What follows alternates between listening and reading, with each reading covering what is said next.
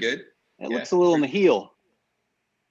It was, maybe. yes. Yeah, a little bit. I'm trying to remember back to that swing, but when you see your swing, Ryan, what do you think when you see your swings? I know when we all look at our own golf swings, we're like, maybe a little bit. I mean, at least I am.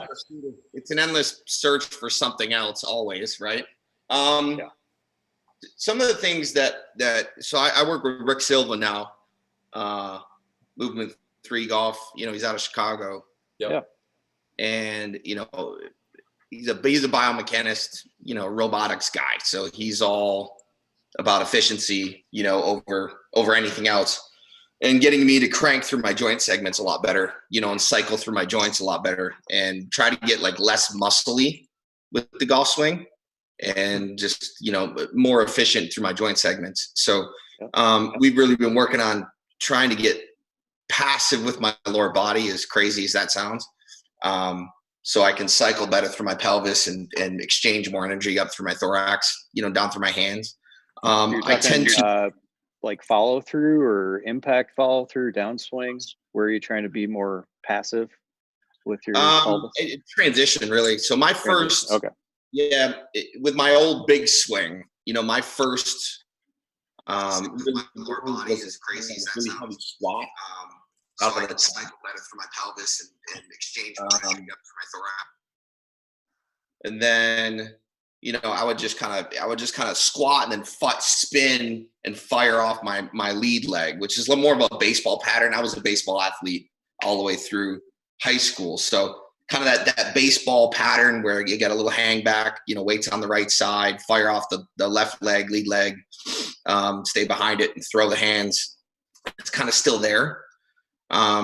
So what we're doing is get a little bit more passive in transition and shift, obviously get more of my weight left, where I can cycle through my pelvis and build a better structured impact off my left leg.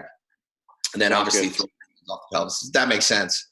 I don't use my legs as efficiently as I should. And to be quite honest, at 250 pounds, I think I can move more weight into the golf ball.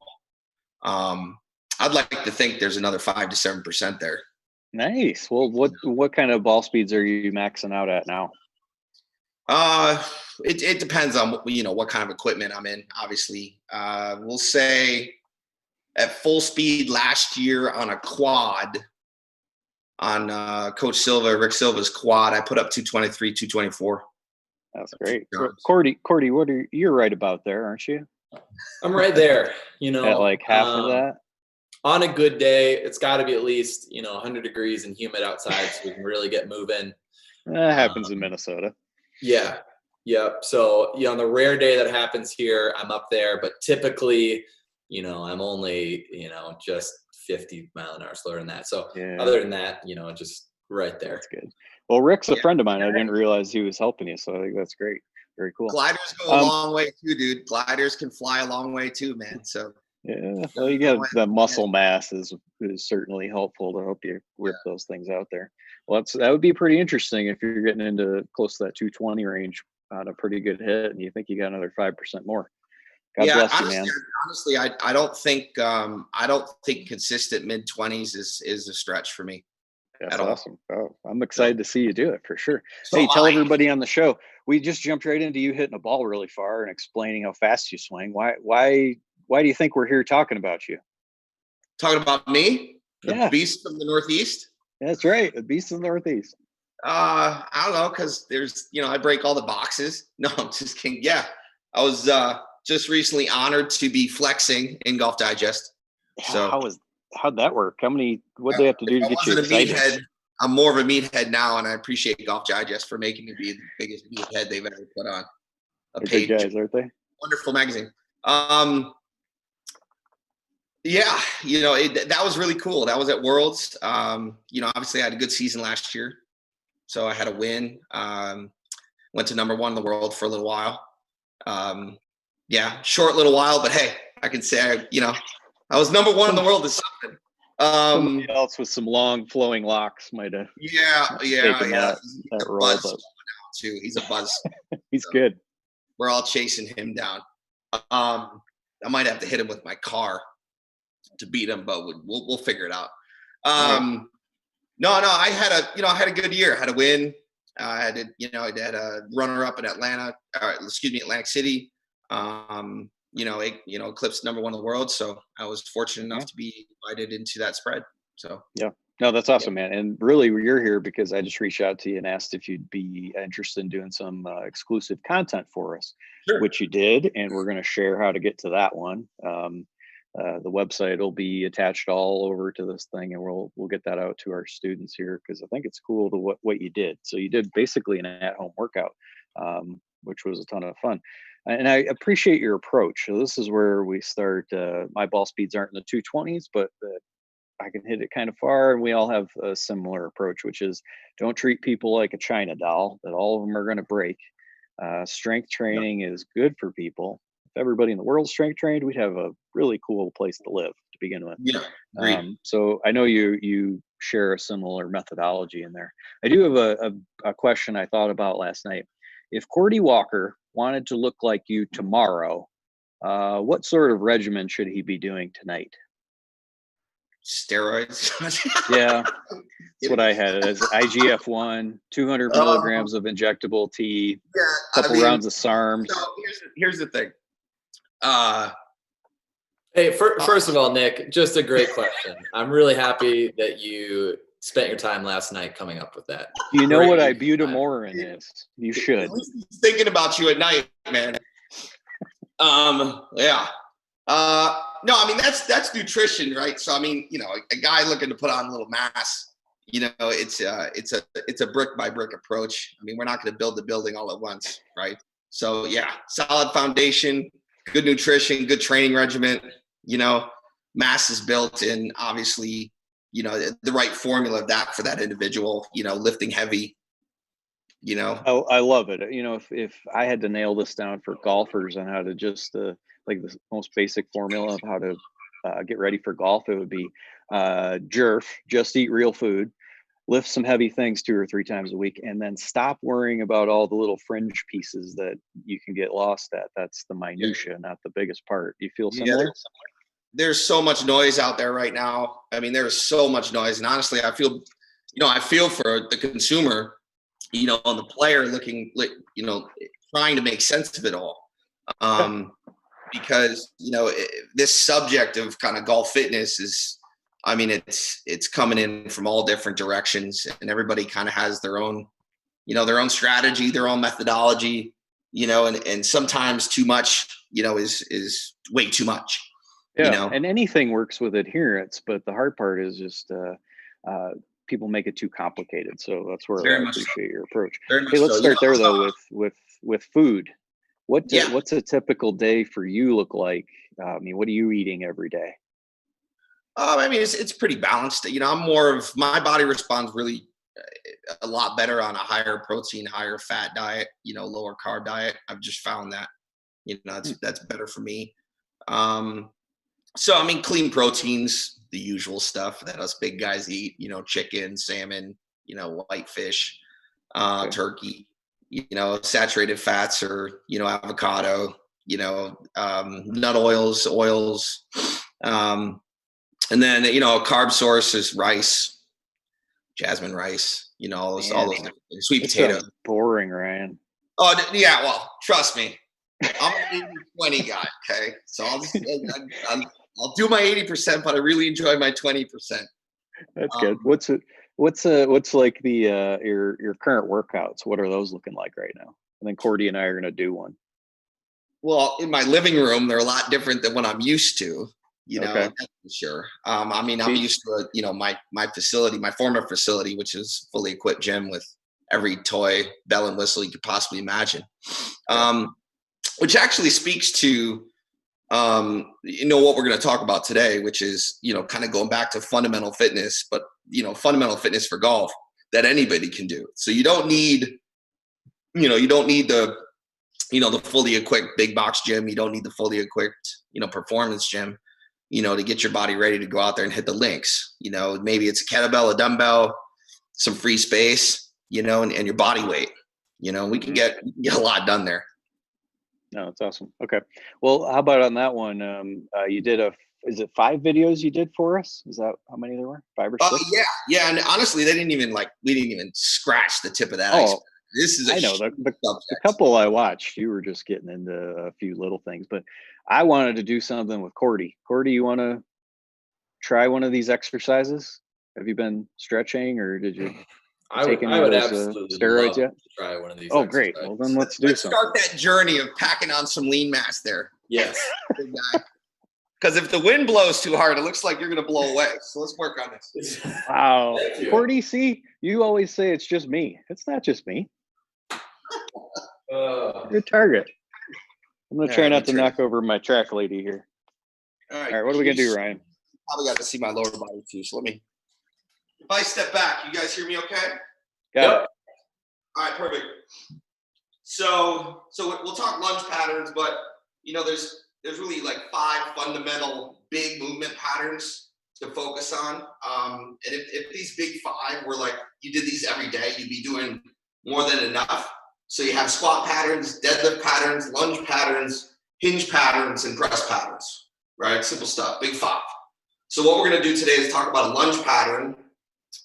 And, everybody out there knows, everybody watching knows what a lunge is. And that's just a single kind of step forward lunge, right? Or reverse lunge, right? So we're loading asymmetrically, right? There you go. We're just loading asymmetrically in a lunge pattern in the sagittal plane or in front of us, right? Yep. And this is where we all live. This is our lifestyle, okay? Especially the desk jockeys, right? Which mostly everybody is. Okay, we go to the office, we drive, we travel. Okay, we're working in front, we're working in back. We're sitting at the desk typing. We're standing up, we're sitting down. That's about it, right? Unfortunately, golf, okay, is lived this way. So in the frontal plane, right, side to side weight shift, things we always talk about, and it's lived in the 3D plane or the transverse plane, okay? Planes we do not live in anymore, right? I mean, we even have a swivel chair that does the work for us now, right? So golf is side to side and all around. It's not so much in front, which is something we need to condition the body for once again, so that, the golf swing can be a little bit freer when we get out on the tee box, and our body's basically ready to handle those kind of loads. Yeah. So if we took a simple lunge pattern and we wanted to, customize it for golf, right? Let's start training those lunge patterns in the planar specific environment. So front lunge, perfect. Okay, lateral lunge, right? Now we're a little bit more golfish. So lateral lunge, sit your hips back, make sure you load the glutes, upper hamstring, right? Okay, stretch off the trail hip, right? Obviously you'll get a great stretch in through the groin and through the adductors, right? Areas in the hips that need to be open and free so the pelvis can move freely, load and explode and so forth. So if we did a lateral lunge, which is weight shifted golf, what would be the next variation? It would be a rotational reverse lunge, right? And now we're starting to cycle through the pelvis. Good. And I already can see, Nick, you and I got to stretch, dude, for like 90 days before we do this, bro. So old, man. I'm old. And it's pretty simple. So, if you add those together and you wanted to kind of work in like a set, you can actually do all 3 and just kind of work, okay, all the way around the clock. So if we went 12 o'clock, 3 o'clock, 6 o'clock, right? And we did that 5 or 6 times each leg, right? We start working the planes of the golf swing, and you start conditioning your pelvis to cycle in 3D. Simple stuff. So I apply kind of that same, that same methodology to everything I do, whether it be lunges, so a deadlift, which you guys will see in the little segments I do. A deadlift can turn into a lateral deadlift, can turn into a deadlift and rotation. So now you cycle the hip through internal, external rotation. Press patterns, same thing. So we all know what a bench press is, or a single arm press. So what happens when we take that and we press across our body? Sorry, you guys can't see me. You're fine. You're fine. So we press across our body, okay? So there's your frontal plane press with some rotation, working T-spine on the pelvis, golfish. And then what we can do is add that rotational reverse lunge, boom, and start pressing, working counter rotation and disassociation. Simple stuff. Yeah, you know, simple stuff, and you can effectively do it at home and wear yourself out. So I love it. Yeah. I do feel like a lot of people are stuck doing cardio versus strength training for golf. If you had to pick one, which one are you going to pick, Ryan? Well, I mean, all right. So I would strength training. I mean, to answer the question, and not to go on this another 30-minute tangent, but strength training. You know, golf is a very forceful thing for the body to do. Like this is, in my opinion, it's a contact sport, which it is, right? I mean, the shear force, the compressive force on the joints, especially the spine, I mean, is almost that of a, they talk about a 100-meter dash, almost 6 times an Olympic 100-meter dash, right? And we're asking people to do that right out of the car, no warm up, go swing the golf club. You wonder why I'm in business trying to fix all those people that get hurt, golf is done that fast. The body's got to be able to produce force that fast. It's got to be strong enough to be able to do that over 4 hours, in some cases, 5. So, strength training, getting strong, right? Making sure your big muscles are strong enough to handle those forces. Okay. But also, being pliable at the right areas too, because the joint segment's got to be able to move freely. Okay. The intrinsic stabilizer's got to be able to grab a hold of that joint segment, during that production of force. You need some good strength within the mobility that you've got, for sure. A lot of workout programs really kind of skip that. And I always look at for muscle anyway, it's a lot like having money. If you've got it, you can use it for a lot of different things. And golf in particular, to be safe, safely done, the stronger you are, assuming that you can actually lift weights in a safe manner, which can be done. And even just the workout program you did, that's why I wanted you to do that one of what can you do at home with nothing. I promise you that will be an exhaustive strength training workout. Do that for a minute. So. Do for a minute. Exactly. Yeah. What I talk about strength training is how to do it safely, because I do think that's the most important thing for people to do first, is not necessarily do what'll give you the best results, but start straight safely. If you ever, what are your thoughts on like the super slow programs, Body by Science, anything using the Nautilus machines that have the adjustable cams that allow you to move at a pretty slow weight, but also the weight's adjusting as you're moving? Sure. No, I like that. I like those. I mean, they promote, added firing rate, more fiber recruitment, throughout the exercise. I'm a free motion guy. I like space. Okay. Because my body is going to interpret moving in space a lot different than your body would. Machines you're a prisoner to how that machine is built, mechanically to move. And, you might process that differently, that motion differently intrinsically than I would, right? I kind of always take an analogy from a machine standpoint. Like if I bought a sliding glass door from Lowe's and I put it in the track from another company from Home Depot, and I fit that thing in there and I just jammed it from side to side, for an hour straight, it's going to break. It's that simple, So, if I was going to go kind of variable resistance, super slow, I'd probably work bands more so than I would a machine. Okay, that leads me to a different question, I guess. Same sort of thing. So you value more free weight bands than the machines. I get that part totally. How about if someone had to buy like a couple of things to work out at home? You mentioned bands. Would that be one of the two that you might tell everybody to get? I would say bands, a kettlebell, and a medicine ball. Okay. I like it. Cordy, is that what you use every day?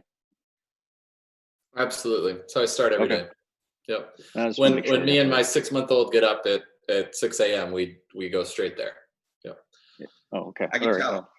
That's a lie. But anyway, hey, I brought a driver. I'm always getting mocked that I need to join the senior division of long drive. So here's one that I've got. It's a Epic Flash. So I want to talk about what was a little bit different than you're with Callaway, Ryan. Is that right? Yep. Yeah, I have Callaway. Do you have this driver? Did you have this last year? Okay. So this one I thought was interesting. That's the new head for us. That landed this year. Yeah. Last year we hit the Gold Flash and the XRs. It's interesting, I mean, we're a group that puts the technology to the test, and it takes. That's where I'm going with this thing, man, because there is no composite on this whatsoever, and there wasn't on last year's driver either. So I'm wondering, I'm curious. I'll probably try to ask somebody from Callaway on this one if it's the weight ratio was a little bit tough to get. This is a slightly lighter head than the standard head, but I wondered if the compression or the amount or how hard you guys were hitting this, if that's just what made the composite crown and the composite anywhere in the sole just not usable because they'd fall apart. So I'm interested in figuring that out. But this is all metal up here, so it's interesting. You blow right through those welds pretty quickly. Is that what it is? The composite just pops right off. Yeah. And then this one on the CT test is actually a little low, which I'm finding interesting as well. But I'd hypothesize that they start low, they get faster the more you hit them. And if you started with a CT that was too high, you'd ultimately be past that legal limit, breaking these things too quick. Yeah. We, it's interesting. Like, I let the sciencey stuff stay with the sciencey guys. They tell me where the heads are at when they test them. We've gotten to a point, especially with the XR heads, which are 2 versions ago, which are like little gold nuggets right now. If you find an XR head, you hang on to it. It's like the Willy Wonka golden ticket. All right, I got one here. Yeah, so do I. eBay. Later today, you'll be able to find mine. Thank God. Our season's canceled, so I get to take all 6 to Worlds this year. But like we got a point where we knew that head so good that we knew when it was just about to fail. And it was just, they were just nuclear, just so hot. Like the faces were so hot. You would probably get like 10 or 15 balls, at the highest ball speed you would ever see off that. And then they would just flatten and crack, and then be done. But so we would literally hit these heads up to that point and then put them away. Hit the next head up to that point, put it away. And then it was, hang on to that. Man, it was like a head a set. I remember Worlds in 17. Crazy, man. One head. You guys are going through that. Done. Head. That's done. Yeah. Well, it's unique that you can figure out when you think you're just about maxing out the ball speed on that, and then hang on to that. Yeah. Keep a little Don't even touch it. Don't just put it away. Like, don't even look at it. Yeah. Yep. It's too tempting to hit it again.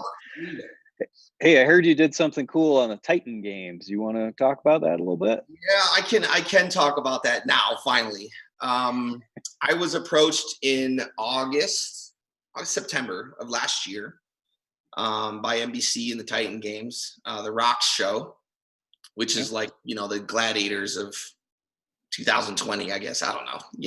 It's like it's American Gladiators just with a crazy mono twist.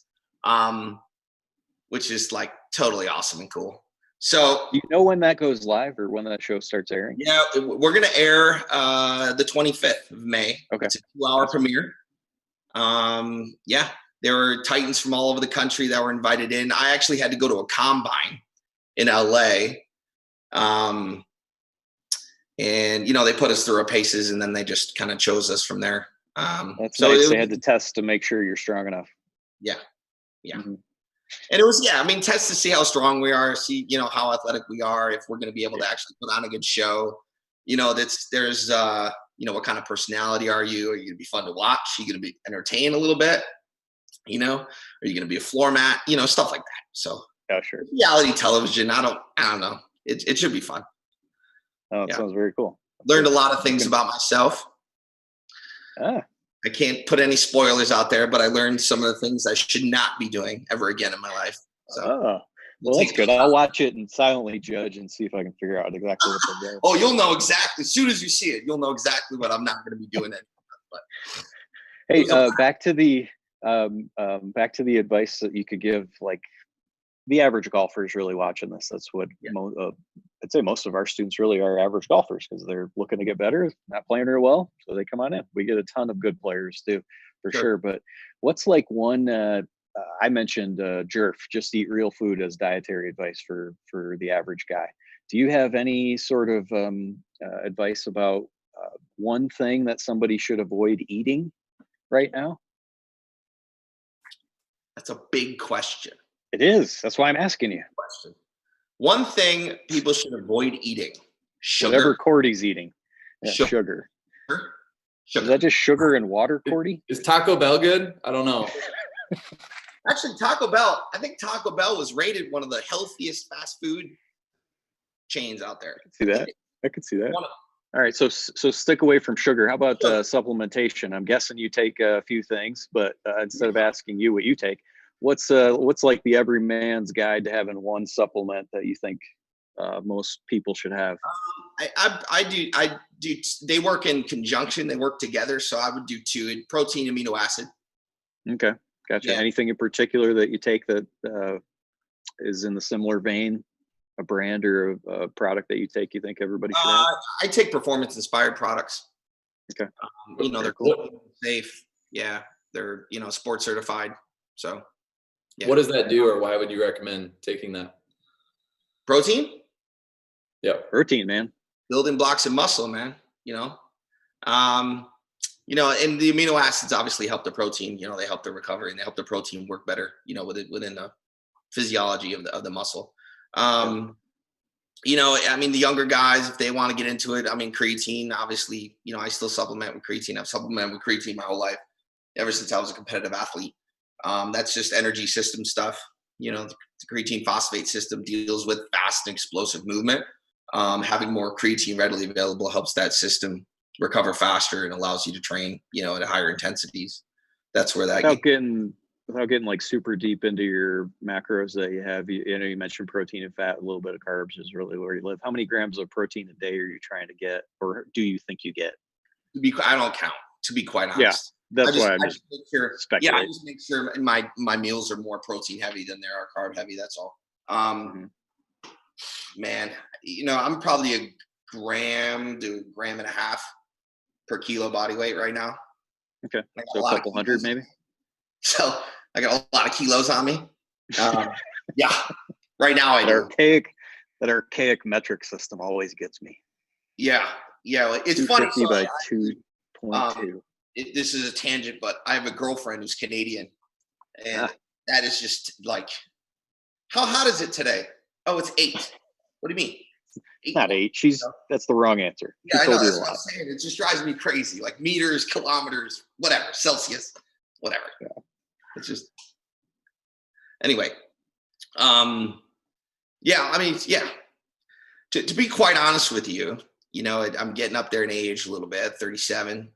A lot of people say that's not old, but I feel old at 37. The beard's great. I'd like to say I'm probably going to lose a little bit of weight. So the beast would be a little lighter. I know I'm talking about myself in third person, but I'm the fastest at around 240. So I could probably lose 13 to 15, 18 pounds and just feel a little bit better in my body.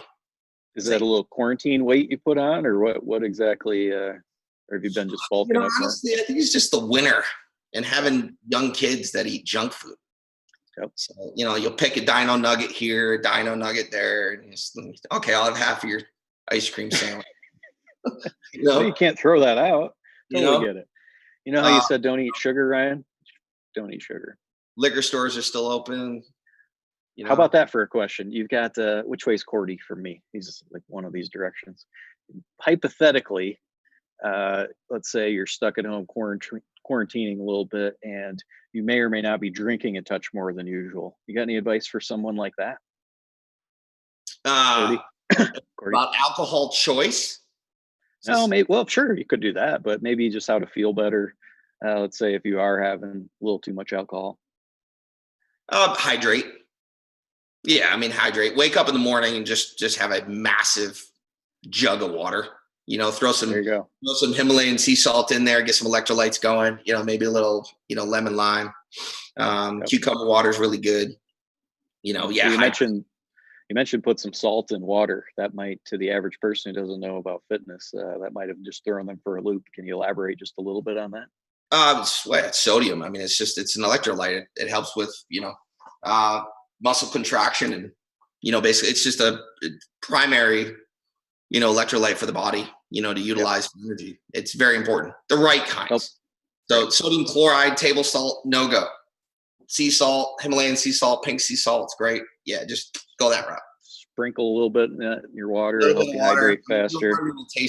You'll hardly taste it. Or it tastes good anyway. You don't put much in it, just a little bit. Yeah. Are you writing that down? Looks like I see you grabbing a pen. I'm ordering supplements, some salt. I got a lot of things to order from this. Medicine ball, kettlebell. I got a long list. Amazon, here we go. Put in the notes. So we got so Ryan, we've got your 5 or 6 part video series on our blog. We'll put the link in the description of this video down below. Super excited that you did that for us. I hope we can do some more stuff for you, but really I want people to come check you out, and if they're interested in your services, sign up and do some sort of virtual program. I know you can teach people how to be strong and hit the ball farther. I mean, the proof's in how you look and how you perform already. You got a place where people can find you, or yeah, I mean, right now they should be looking? Yeah, right now Instagram. I live on Instagram, so Golf Freak Fitness is where I live. Throw me a DM in my my message box. Facebook, find me on Facebook. You can reach me there. I do own a training aid, a swing trainer called the Twitch Trainer that I invented at twitchtrainer.com. So if you're looking to stay golf, and keep your sequence conditioned and coordinated while in quarantine. Ooh, that actually sounded really good. Twitchtrainer.com is where you're at. Yeah. Watching you hit this shot I think that would be awesome. People should be following you and taking a look at some of these bombs that you're hitting here. This one was a little toey. Was it? Okay. Yeah, a little bit. If you do hit a bad one, where do they go? For me, my miss actually now is left. Okay. So I'll just kind of pull it and then pull and throw some hook spin on it, and it misses left.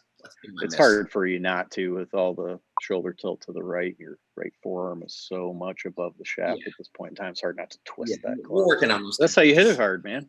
You got to do that. That's where I'm always interested in your long drive swings, because to hit as far as you can, you've got to do some different things. Like at the top of your swing, if you want to max out how hard you could probably hit this, a way to do it is just what you did there. You raise your arms up a ton. Yep. But then on the way down, when your left arm is parallel to the ground, it is really far out away from you. You're ready to actually have a swing direction that's pretty far to the left. So you have to learn how to compensate that.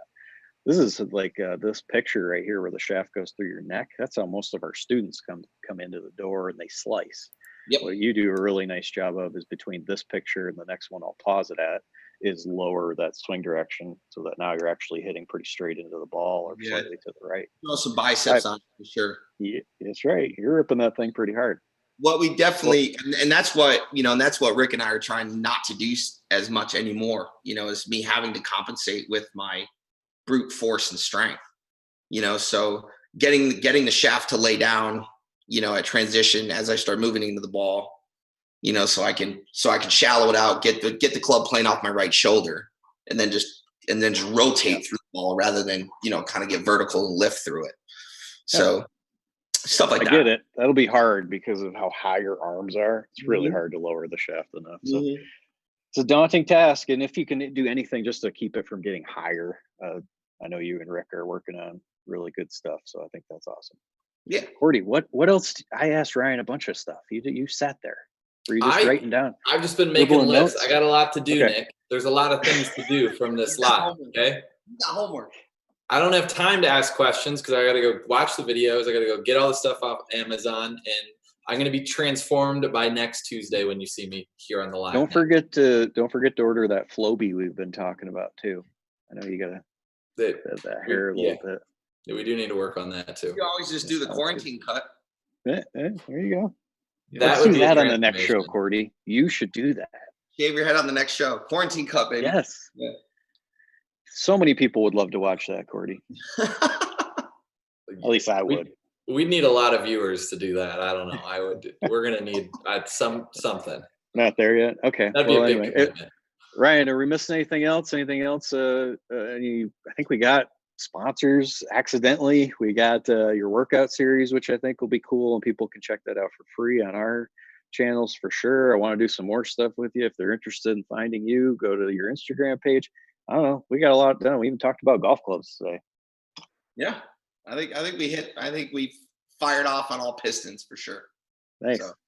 Okay, well then next week, Cordy, what should we do next week? You got any thoughts? I think we'll be back with some more good jokes. Maybe we'll talk a little golf. You never know what's going to happen here on the live show. It's just always a surprise every day. Even you're shocked too. Well, congrats for the Golf Digest article too. That's really cool. All this publicity is really good. We're wishing you the best. Love your methodology, and then I'm ready to watch the Titan games, May 25th. May 25th. Cool. Yep. All right. Absolutely. Okay. Well, there you go, Cordy. This is your turn. Yeah. Thanks, Ryan. Appreciate you hanging out. Folks should check that out, and the Twitch trainer as well. Yep. I'm definitely gonna go check that out. I think I saw it at the show, but I didn't get to swing one yet. So it looks sweet. It is. Good. But yeah, no, this is good. We'll see you all next week, Tuesday. We're here at 2 Eastern, Nick and I. And we'll be back with some more riveting conversation next week.